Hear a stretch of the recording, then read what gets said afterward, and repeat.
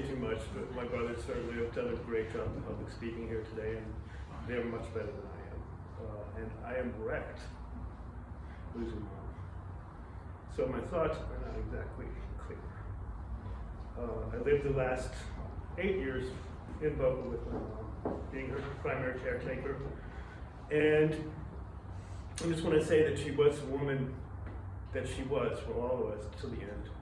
She was absolutely herself, even though she had dementia and probably the beginnings of Alzheimer's. She was in pretty bad shape toward the end, and she needed constant care.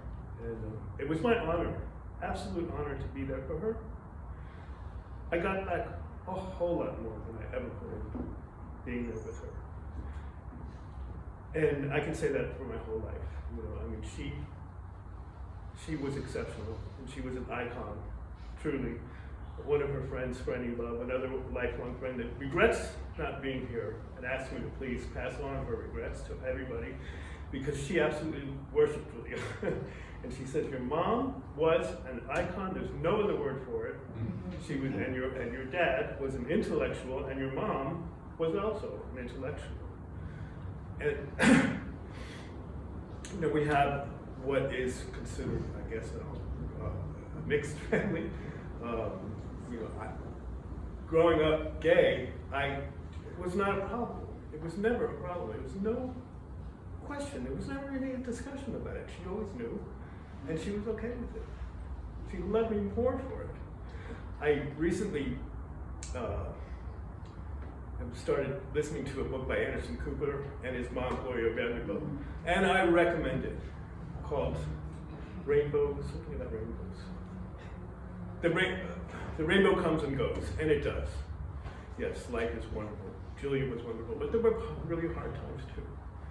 Anyway, his mom and he have a discussion on email, which they eventually turned into a book, and they read it aloud. I recommend getting the audiobook and listening to it, because it's extraordinary.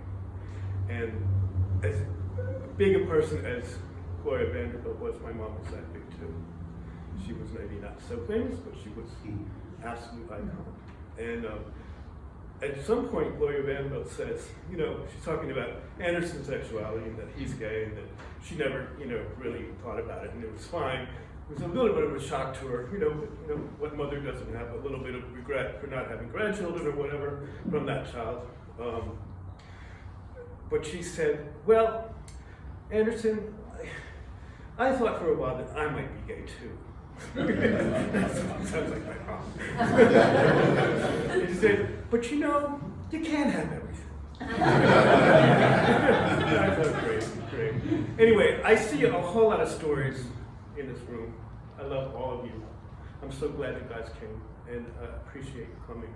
And please feel free. I'm nervous as AF. But please come up and share anything you want from my mom, because this is what nourishes us in our grief. We're really, really wrecked. I mean, we're handling it well because she was at the age, and she was not, her quality of life had gone down.